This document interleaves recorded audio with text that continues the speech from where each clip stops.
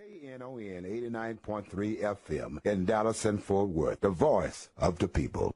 Business owners, tell KNON's listeners about your business. You can put your business or event on KNON. KNON currently has space available to run announcements for you. Tell KNON's listeners about your goods, services, nightclub, concert, or event. Help keep the voice of the people on the air while putting your information on the air. KNON's been named the #1 radio station in Dallas by both the Dallas Observer and D Magazine. Put your business with Dallas's #1 station. Call now for more information at 214-828-9500, extension 227. Or extension 233. For more information, go to knon.org and click on the Run Spots on KNON page. It's a great way for your business to support community radio while letting more people know about you.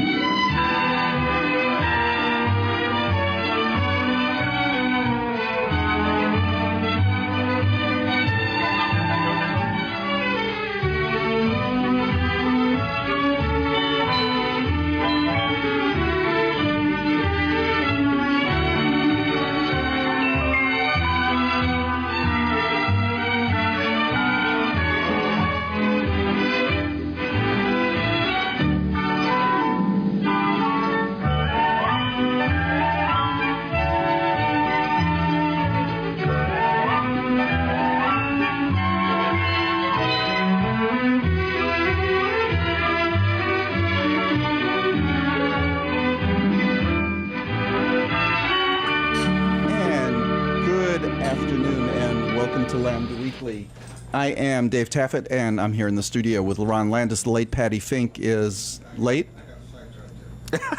She's going to be really late. We won't see her until next week.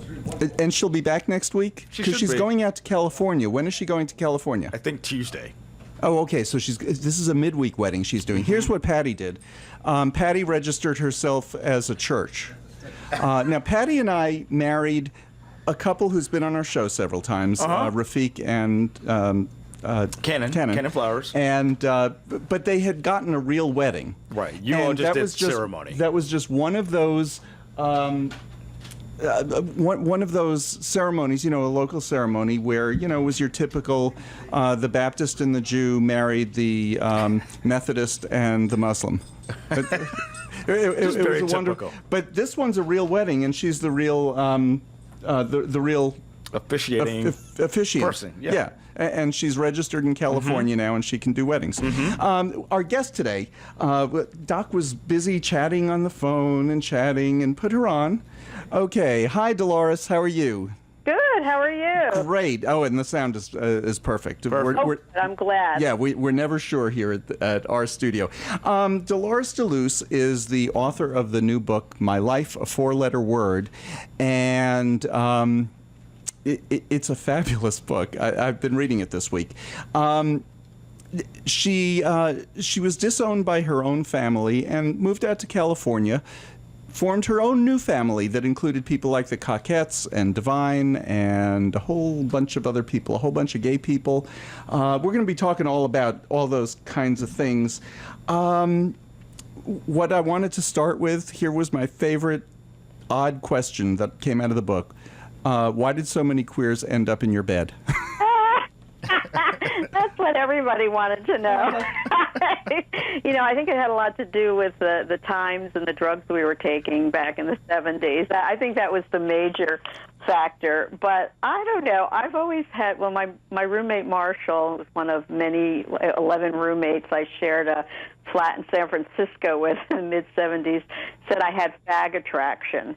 And it's true. I don't know what it was about me. I wasn't one of those fag hags that ran around trying to conquer gay men. It was just never on my agenda. But so many of my, boyfriends were guys that were just really close friends, like my brothers and family members, and then very often it would slide into a sexual relationship and a lover relationship. And sometimes it was just a one-night stand, and sometimes it lasted longer than that. And and this has been I remember once going to Maui with my daughter at the time, who was only 4 or 5 years old. I think it was 1974, and there was mostly all straight people on this little island. Next thing I know, the only two gay boys on the island were like coming on, and coming out to me first of all, and then coming on to me.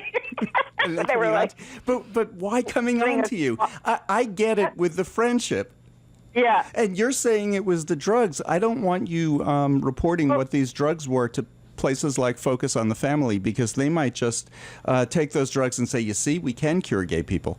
Yeah. No. I don't. I just think that, it actually, if anything, it made us more queer than ever. Okay. No, the loosening up drugs, like the Quaaludes in the 70s were quite good for allowing one's inhibitions to, be put aside. So I wonder if I would have had a sex life at all if it wasn't for the gay men.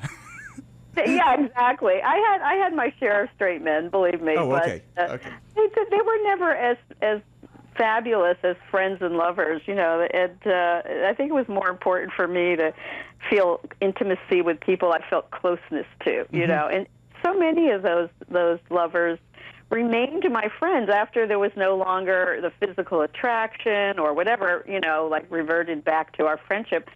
Most of those men remained my best friends, until death did us part, and they continue to be even from the other side to this day. And I have That's very lesbian of you.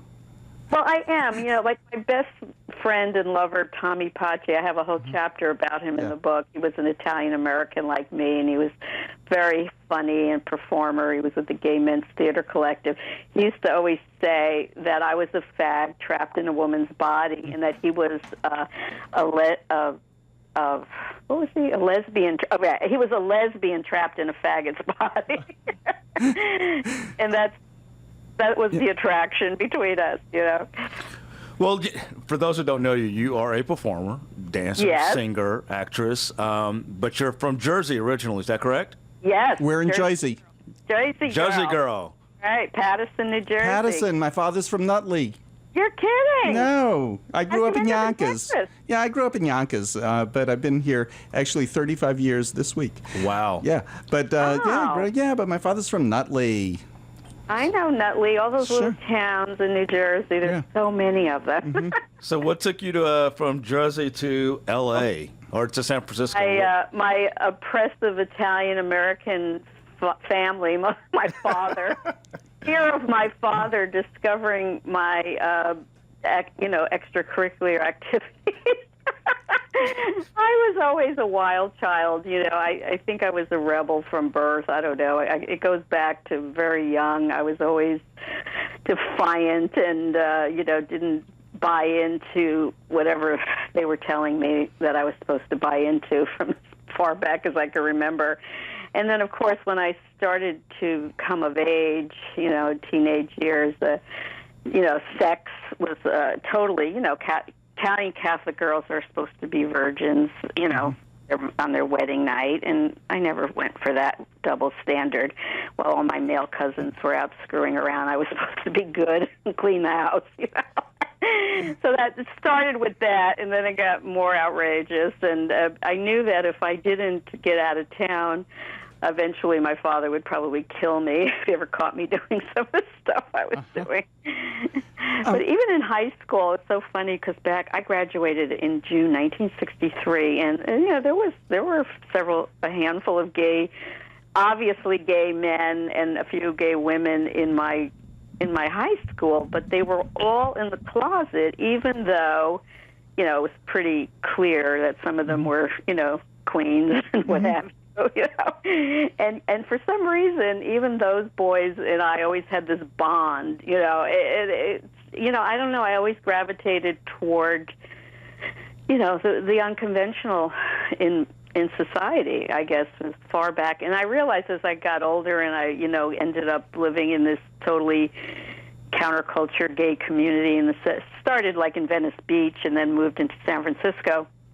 That I was just as queer as anyone, and that I think that was always the attraction right from the get-go, even though I sort of identified as a heterosexual for a long period of time. I was always a queer girl, And the gay community or the queer community has been growing. There are all kinds of new categories. Zach Walls, who started that scouting group, Scouting for All, is it called? No, that's a different one. But Zach Walls is the Scouts for Equality. But I don't know exactly what the name of the group is. But he is the one who has two mothers. Yeah, he has two moms. Right. And when I was talking to him last year, he said, I don't want you to add another letter for me, but I'm definitely part of the gay community. And he's straight. He's completely straight. Yes. And do you know what I just heard about him this week? He just got a job as a White House intern. Oh, that's awesome. awesome. Wow. Yeah, he's working in the White House. So Awesome. yeah, and he's a great. Are you familiar with Alicia Abbott and her book, Fairyland: A Memoir of My Father? She's No. given all these awards. She's the same age as my daughter, and we all were living in San Francisco in the Haight-Ashbury. And my daughter was born in 1970, and so was Alicia. And she had a gay dad. Her mother passed away when she was 2, and her father moved with her. They were from Atlanta to San Francisco, and raised her in the same community. And we were talking, we've become friends over our books because they kind of parallel the same lines, although she was the daughter of growing up in this gay community, and I had a daughter, but for some reason I never met her father, but we had all these mutual friends.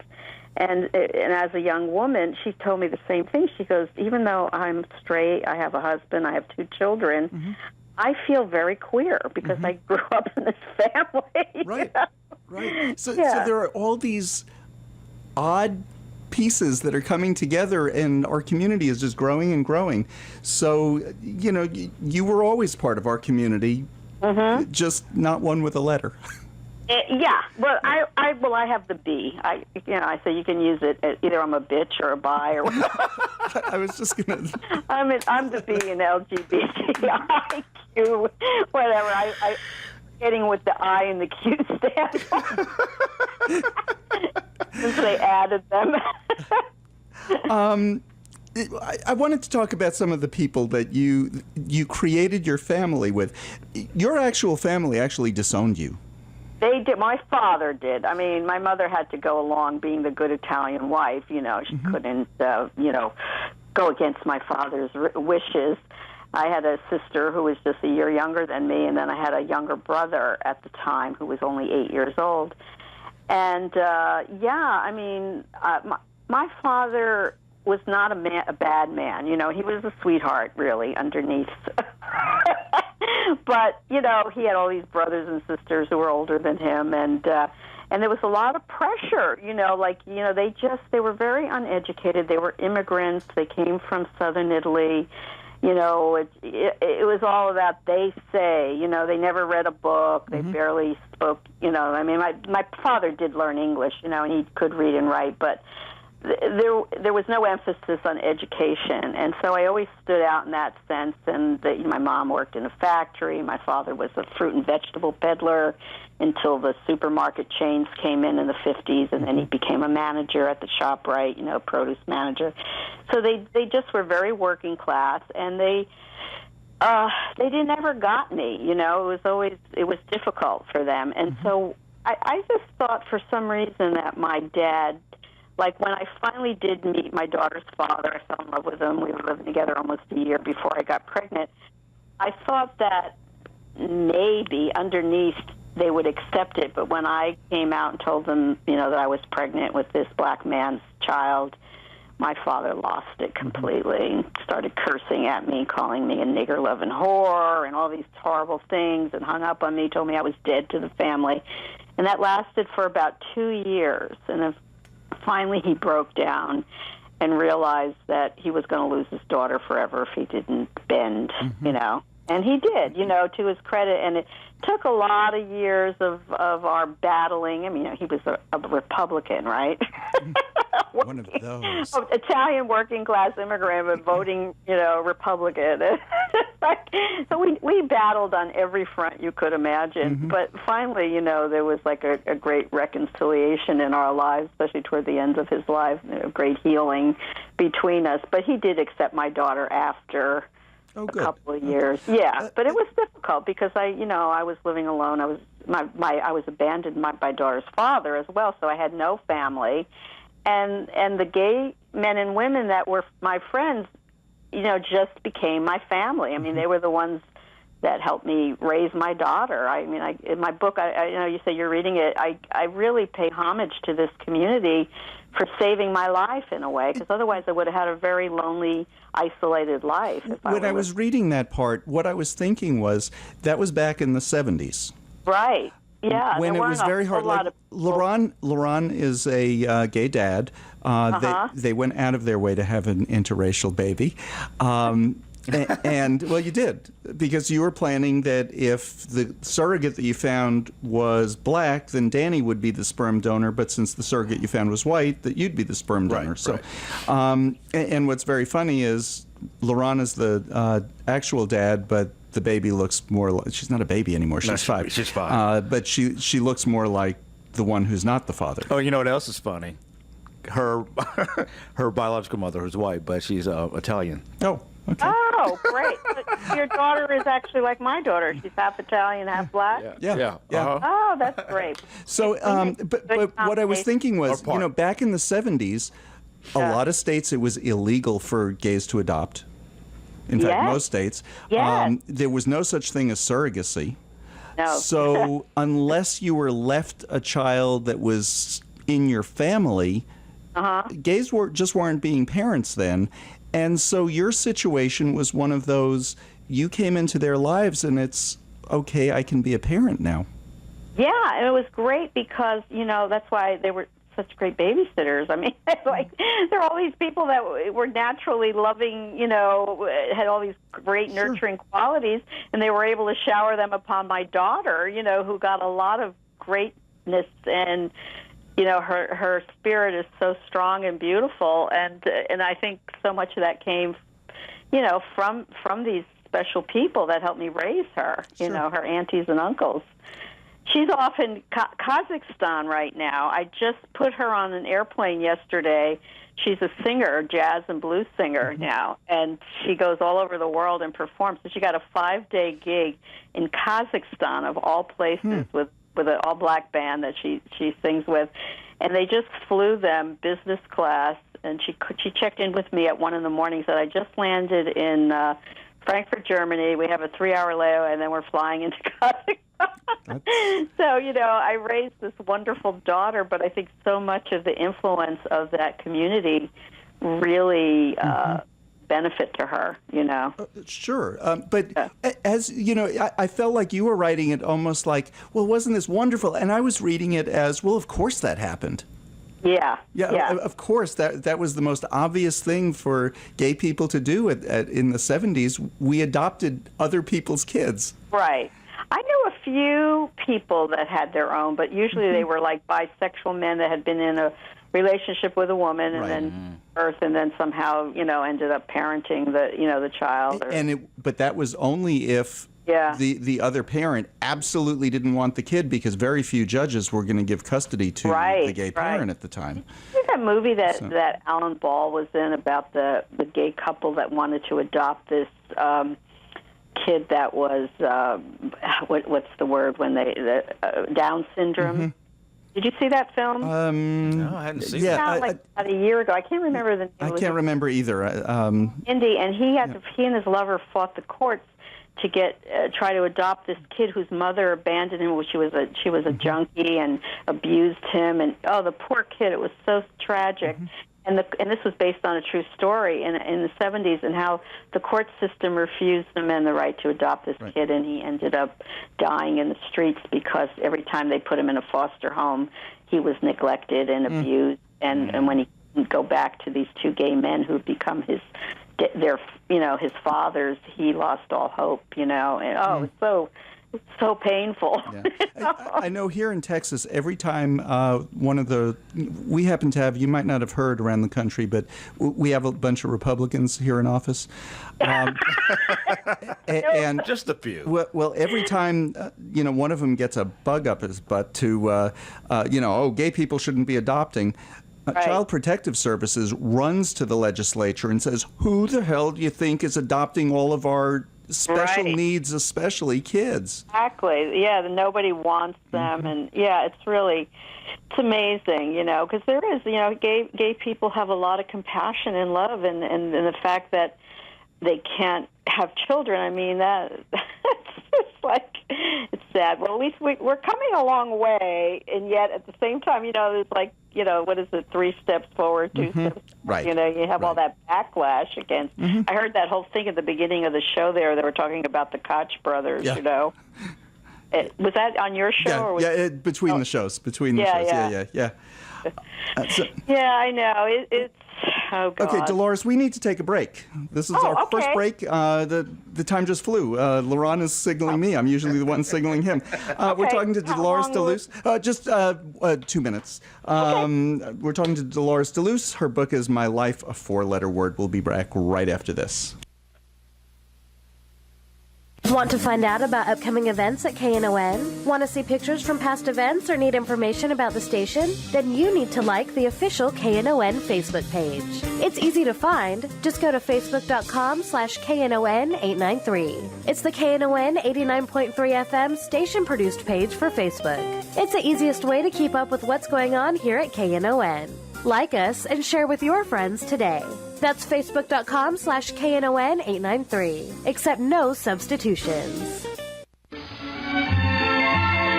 Hi, I'm Cleve Jones, and you're listening to Lambda Weekly on 89.3 KNON FM. And this is Lambda Weekly. I'm Dave Taffet here in the studio with Lerone Landis. The late Patty Fink will be back with us next week. She's very late again this week. She's here with a detour through California with her she's a newly ordained minister and is doing weddings. So whenever you decide to get you decide to get married, if you want to get married in California, Patty would be happy to be happy to do it. Your reverend. Did she say what she's calling herself? She didn't. Okay. So I don't know if she's established that yet. She named her church. Our guest today is Dolores DeLuce. Her book is My Life, a 4-letter word, Confessions of a Counterculture Diva. Dolores, on the cover of the book, it says 25 cents. That's the price it would have been if I had published it in the 50s. Yes. It's Okay. based on that, kind of that vintage Pulp Fiction look of books. I like it. Yeah, I have it looks really good. I have a collection of lesbian books from that era that have the most hysterical titles, like My Wife, the Dyke, and Satan Was Lesbian, and I have a dozen of them that a friend of mine found in the trash. And I put them in plastic, pockets in a shower curtain for many years. And now they're in my hallway because they were getting moldy inside the shower. Those are classics. They are classic. And every time I have a delivery guy or somebody, the Sparkless man, come up and they look at the wall of the books of shame. It's so funny. They think, who is this crazy woman? Speaking of crazy women, when you moved out to San Francisco from New Jersey. Well, actually, I moved first to Venice. Well, first to L.A. and then to Venice Beach. The first 3 years of my daughter's life, we were in Venice, and then that's where I met Divine in 1972.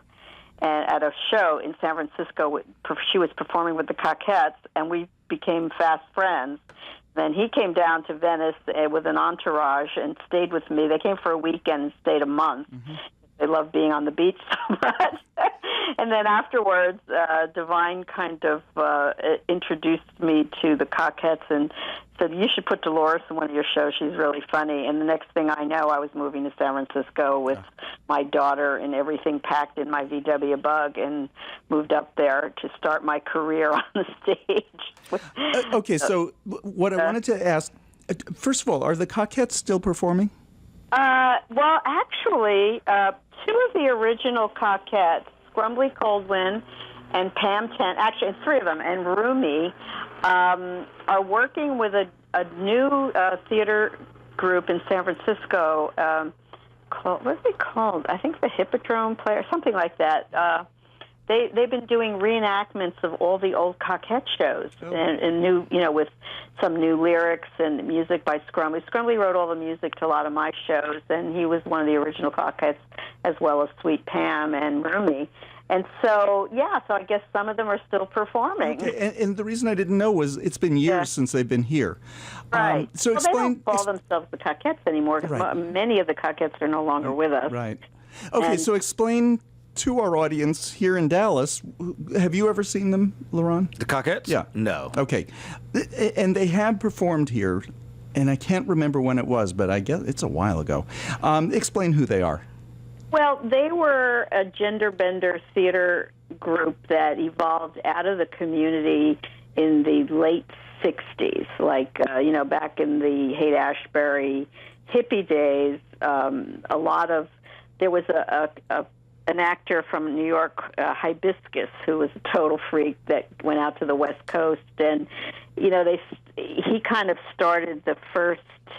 He was one of the original Coquettes, and people just gravitated. He was very charismatic, and they started doing, just like events in Golden Gate Park, with the free concerts. And then the next thing they were doing was midnight shows at the Palace Theater in San Francisco. And basically the first Coquette show was just a chorus line of boys wearing big hoop skirts with nothing underneath and doing a can revealing, going on stage nude and, just stuff like that, like after the midnight movies. And eventually they really evolved into a great company of wonderful theater artists, the sets, costumes, performers, writers, and they had a reign of several years where they had a lot of popularity. They went to New York, and they flopped in New York because the New Yorkers were expecting, a polished theatrical event on Broadway. Right. And the Coquettes were not that. They were pretty outrageous and wild and free, and So. I'm surprised that they were not successful, though, in a place like Greenwich Village. Because that's where they belong, not Broadway. The problem was they did a big, the people that promoted them took them right to Broadway, Right. put them on a big set, and their sets were dwarfed. There's a lot of information about their personal history in David Weissman's film, like Coquettes. Are you familiar with that documentary? Yeah. Yeah, and as well as Pam Tent's book, My Fabulous Life as a Coquette, both very great in terms of telling the actual history of the Coquettes, and how they rose to fame and then how they fell. And there was a lot of drugs, there were a lot of deaths and overdoses and people, fading away. So by the time I came into the company, they were actually not even performing under the name of the Coquettes at that point. They were just doing shows randomly, the remaining core that were functioning, like Scrumbly and Sweet Pam and Pristine Condition and John Flowers, and there was quite a group of them that were still very vital in doing shows, and that's when I met them and then did the very last show at the Palace Theater in 1973. It was a Coquette version of Cinderella, where Goldie Glitters, one of the Coquettes, played Cinderella. She was a 6-foot-tall drag queen, not the most attractive girl, but and she was my friend, and then Divine and she were friends, and the next thing I know, I was like in this show as a dancing pumpkin. That's the opening chapter of my book, and how I took acid on the night of the performance, which everybody seemed to do at the Coquette show, and did this whole modern dance routine in a pumpkin costume and fell on my ass on stage and couldn't get up. It was hysterical, and the audience loved me even more for it, Well, I want to talk a little bit about the man who you just said introduced you to the Coquettes, and that is Divine.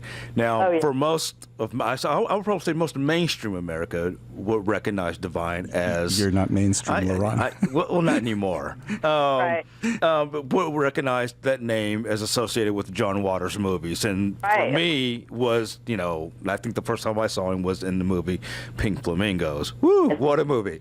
Anyway, but I want to read a quote that you said, and that is, talking talking about Divine, and that is when Divine took the stage in her foot-high bouffant wig that sat inches above a human's natural hairline and her painted cat eyes, I immediately recognized her as my long-lost alien mother. Who wouldn't feel that way? Can you elaborate on that? Why? Well, all right, I grew up with a crazy narcissistic mother who should have been on the stage. She would have been a lot happier than being a mother. And I guess when I met Divine had such a warm and maternal quality. He was so loving, and so I always thought of him as like the mother I wished I had had. But, because he, was such a freak on stage, and his looks and everything, he was like an alien. And I think at some point in the book I talked about in my childhood when I used to, just escape by watching lots and lots of films and TV shows in the 50s on my black and white TV. I always imagined I was an alien in my family because I never felt like I belonged there. And so I connected that to Divine. Like when I spotted Divine, I go, oh, this is my real mother, Gotcha. Now, other than in the film Some Like It Hot, was Divine the first drag queen on film? I don't know if that's the case for sure. I think there was probably drag going on before that. I mean, I know Milton Berle. Milton Berle, yeah. Drag, but, and of course in the history of theater, Shakespearean theater, men played women's roles. So I'm talking more on film, though. On film, yeah, except if you go back to some of those early... that's a good question, David. Yeah. That's something we should investigate. What would be a good reference is The Celluloid Closet. That book that... Vito Russo. Oh, yeah, because he talks about all these incidents of... So I don't really know about that. But Divine was definitely one of the ones, and because of John Waters, and going into Hairspray, started to, get more mainstream recognition, and he even got a male role, a couple of male roles in films, and then ended up... Have you seen the new documentary yet that Jeffrey Schwartz did called I Am Divine? No, I've heard about it. I have not seen it yet, I meant that. He interviewed me in the documentary, which is great.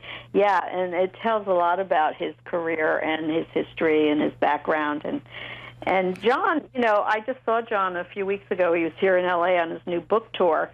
And I'm trying to get him to give me a quote for my next book because he never got around to reading the manuscript for the first one. I was hitting him up then, so maybe he'll give me one for the second book. Well, he should.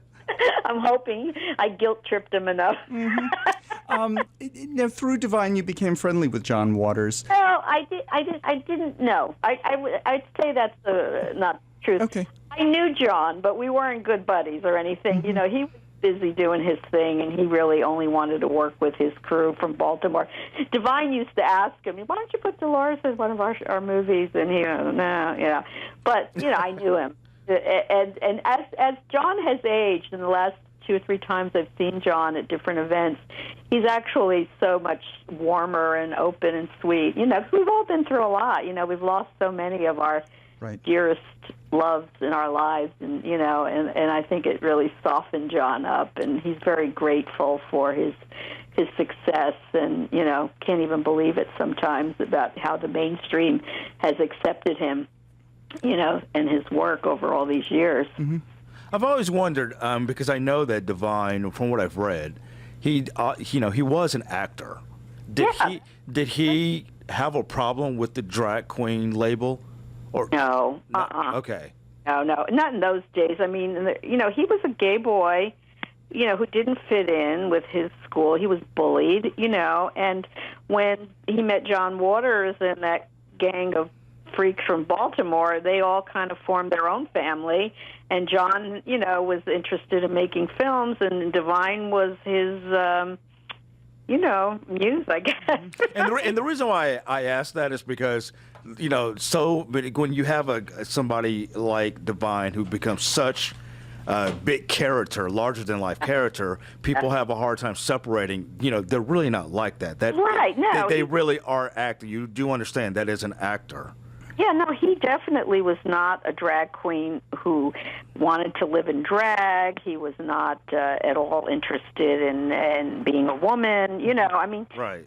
just a gay man who liked, the stage and the screen, and he wanted to be a movie star. I mean, that was his thing. And John made him a movie star, Did he do drag before the movies? No, like in the bars? He didn't do that at all.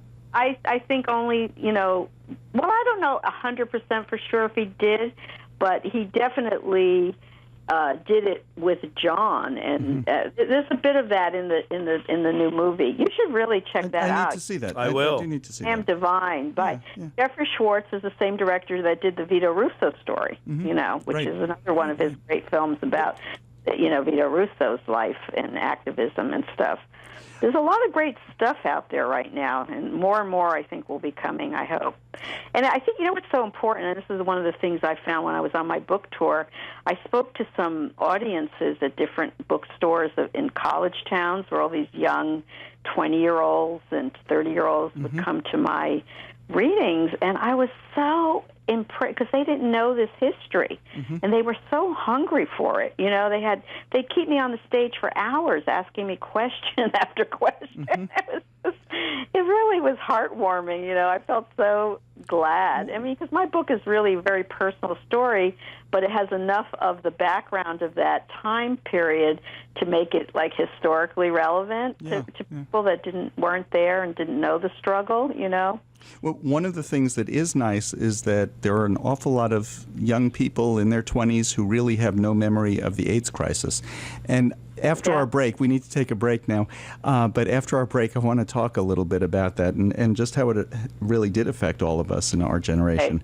Okay. We're talking to Dolores DeLuce. Her book is My Life, a Four-Letter Word, Confessions of a Counterculture Diva. I'm Dave Taffet here in the studio with Lerone Landis. We'll be back with more Lambda Weekly right after I cue the... Want to find out about upcoming events at KN? Well, no. That wrong one completely.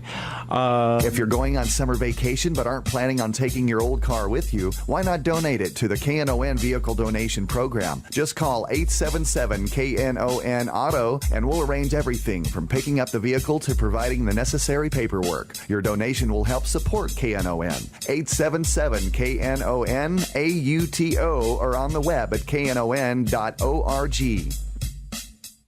Want to see pictures from past events or need information about the station? Then 89.3 KNON FM. See you there.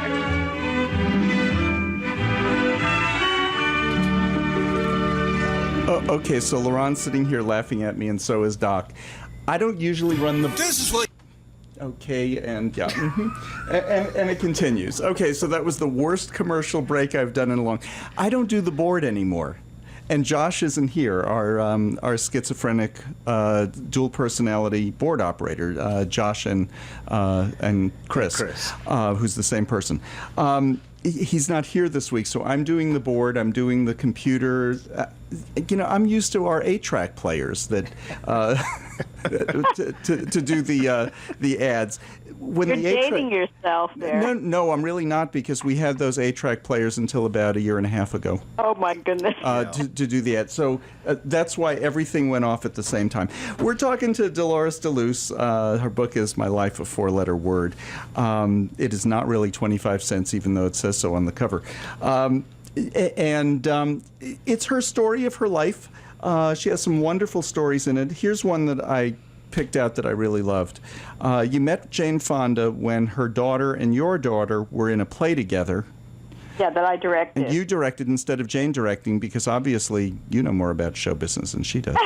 Well, Jane was too busy making Hollywood movies. Oh, she was too busy. Yeah, but she did. It's her daughter. She did come to the rehearsal every night, dress rehearsal, and okay. Her daughter played a male role. She played the Russian count in Can't Take It With You. And Jane would come each night with Shirley Fonda, and she would glue hair on Vanessa's chest, which played the Russian count. I had all the girls in drag in the play, because you know how boys are in middle school. They didn't want to be on the theater. It was only a couple. We could only get a couple of boys in the show, so we had to give some of the male roles to the girls. Before the break, we said I want to talk a little bit about having survived the AIDS crisis. And one of the things that you said really struck me, that John Waters has mellowed. Well, I didn't know him very well back in those early days because he'd come to San Francisco. I met him at a few parties. Divine introduced us.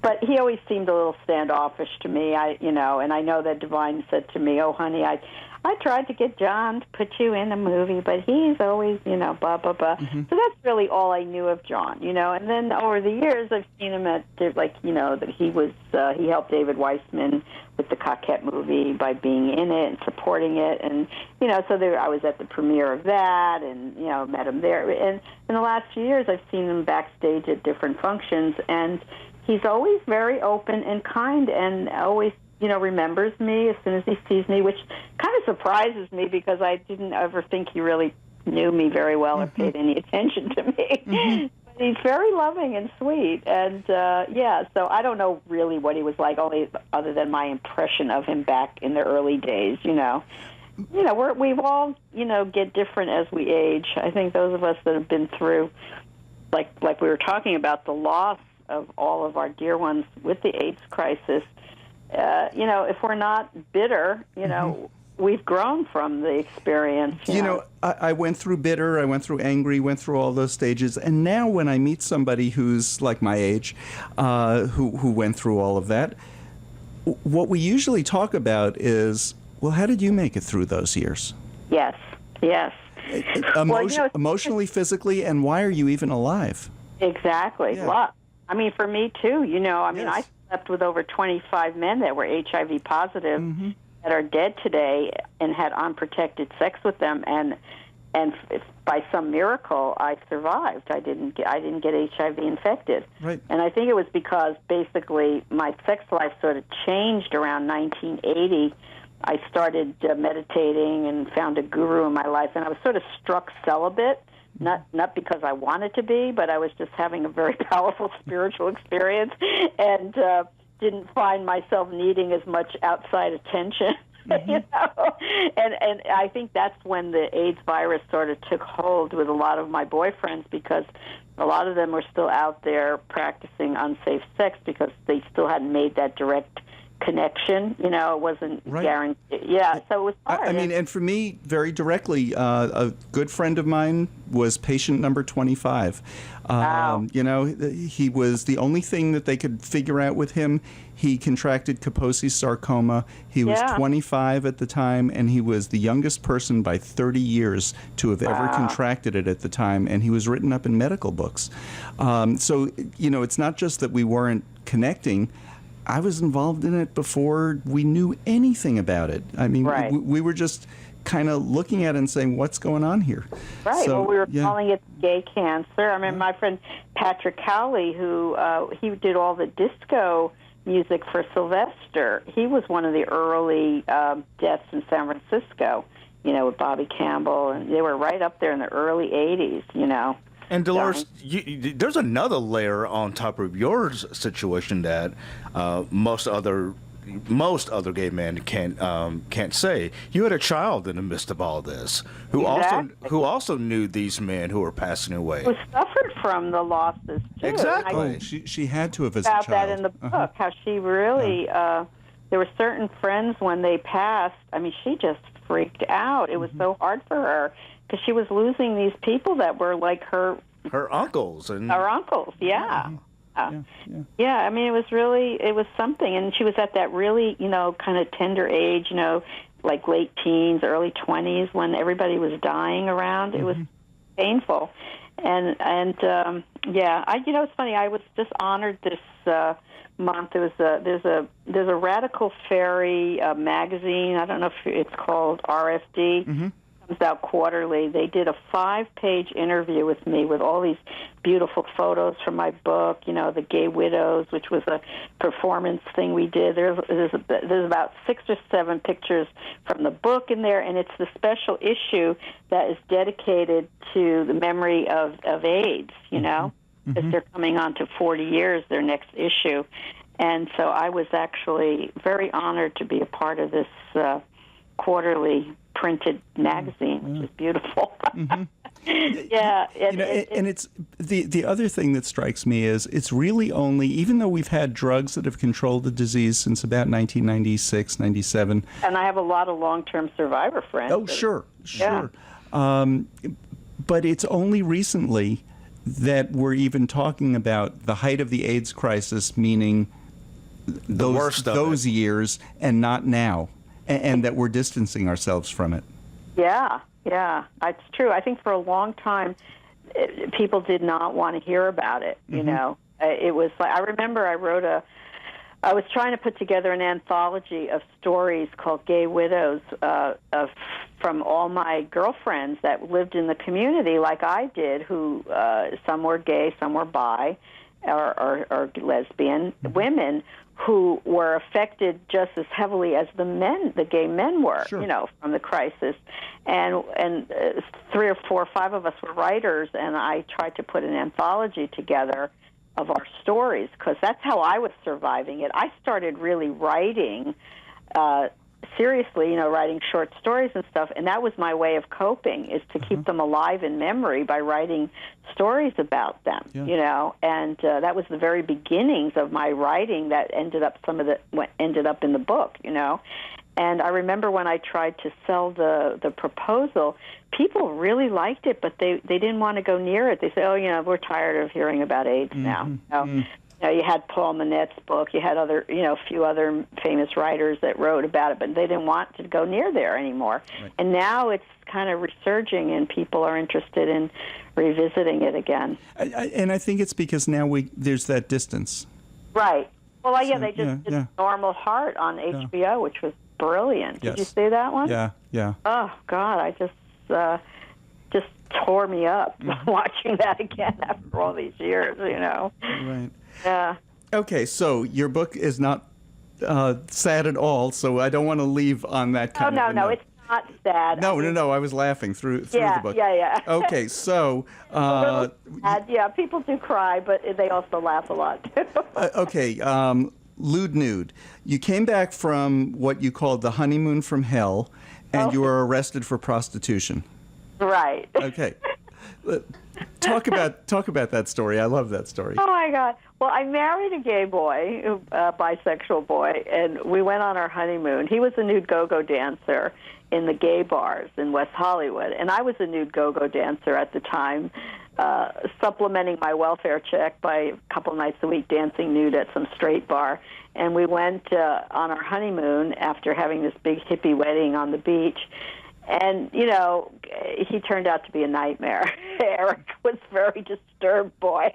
So on the honeymoon, I discovered I had married the Heartbreak Kid. It was very much like the gay version of that movie, The Heartbreak Kid, when Rodin falls in love with, what's her name, gorgeous actor, Sybil Shepherd, on his honeymoon. Right. It was sort of the gay version of that.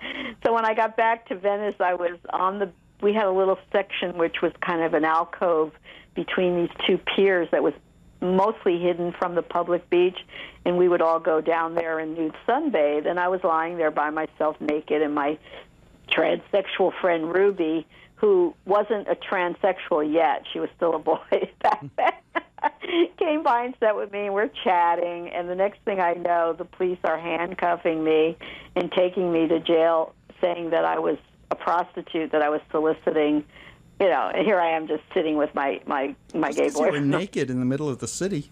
Yeah, but there was no law on the book. Right. Yeah, so they had to charge us with something else to make it stick. And I found out that day the paddy wagon had swept the beach. They took all the lesbians away over on what we used to call Chi-Chi Beach, you know, because all the dykes would go there naked, and then the little area where I was, they put us all in a paddy wagon and took us down to jail. And then when we had our arraignment, you know, the police reports were read, and they were saying that we were all, like, trying to turn tricks on the beach, you know, which was so absurd. You know, it was, like, obvious that even the judge laughed and reprimanded the cops and said, "This is ridiculous. You know, you expect me to believe that all these women were out on the beach, you know, trying to turn tricks." You know, it's that kind of thing. The LAPD was cracking down hard on the gay community, or or any undesirables that they wanted to get rid of in the 70s because they were trying to, make the area gentrified, for the future, sure, like which it is today, Because gay people don't do that to a neighborhood, do they? Right, exactly. I know, it's so crazy. It was but back in those days. In those days, people weren't realizing it. I think we were beginning to realize it then, but but people didn't realize it. Now, where was it? It was somewhere around here that they were advertising. One of the suburbs was advertising for gay people because they wanted to bring up the property values. Property values up, yeah. Right. You survived the AIDS crisis. You survived a lot of loss. What have you been doing since then? Well, I've continued to write. I've continued to act a little, not as much as I'd like to. I get a little bit roles here and there. I was on True Blood last week in a scene with Alex Skarsgård. The hot. Mm-hmm. Really? Yeah. Awesome. When you see the scene, I'm completely cut out. I don't see me at all. It's just like a quick shadow of me passing by. I was so upset. But I had such a blast meeting him and working with him because he's such a hot guy, so sweet, But I do a little acting here and there, not very much. I do commercials when I can get them. But I mostly write, and I perform and read with a performance writers group called Queerwise. They're all LGBT seniors over 50, and we have the oldest member is 84. We're doing the show Monday night, actually, at the Spirit Studio in Silver Lake. So we perform about 6 times a year together, our work, and it's under the direction of Michael Kearns. You know Michael? He's a pretty big name in L.A., gay activist, writer, actor, very sweet man. The name is familiar, and I don't know him. He was actually on a memoir out now called The Truth is Bad Enough. You should interview Michael. He is amazing. I mean, he is so active in the community. He's a 30-year-plus AIDS survivor who adopted a black girl when she was abandoned by her crackhead mother in the hospital at birth. He fostered her and then fought to adopt her. She's 19 or 20. She's turning 20 this year. She's in her sophomore year at film school in London. I mean, he's just an amazing girl, and he raised her as a single dad. Michael's amazing. He's somebody I should put you in touch with. What's his last name? Michael Kearns. Okay. And his book is called The Truth is Bad Enough. He's got more than one book out. He's the guy that wrote The Happy Hustler. Mm-hmm. Oh, right. Okay. Yeah. He's wonderful. Mm-hmm. He's my mentor, Michael. So I work with Michael's group, and I do other spoken word events around town. I've even gotten upstage, the oldest person probably on stage at the Moth, telling stories. And so I keep myself alive and working, promoting your daughter's career. That's true. I do whatever I can because I like to travel and. My daughter's worked overseas a lot in the last 10 years, so I've traveled and visited her and all these Asian I've been to Vietnam and Hong Kong and China and Malaysia and Singapore. It's kind of fun because whenever she's working, she's usually staying in a 5-star hotel. So I find a way to get over there and crash with her. Well, that's fun. So you said you're writing another book. Yeah, it's done, actually. I just got the seal of approval from my editor after the final draft, and I'm getting it all ready, and I'm going to self-publish this one just like I did my first one through Amazon, and CreateSpace, because I can't seem to get the mainstream press to notice me yet. That's okay. So, my life actually got to be the #1 best-selling memoir of an entertainer for 2 whole days on Amazon. I beat Johnny Carson's book and Billy Crystal's book and all these because I did a 99-cent promotion on my Kindle book. So my numbers jumped up. But so I'm going to publish the new book, which is sort of picks up where the last book left off, in the 80s after I moved back to L.A., trying to make it in mainstream show business.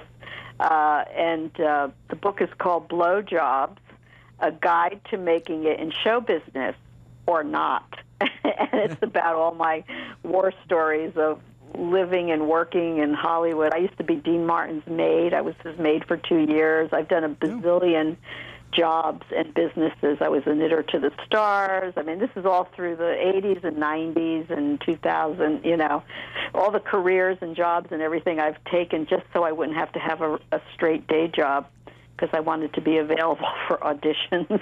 Yeah.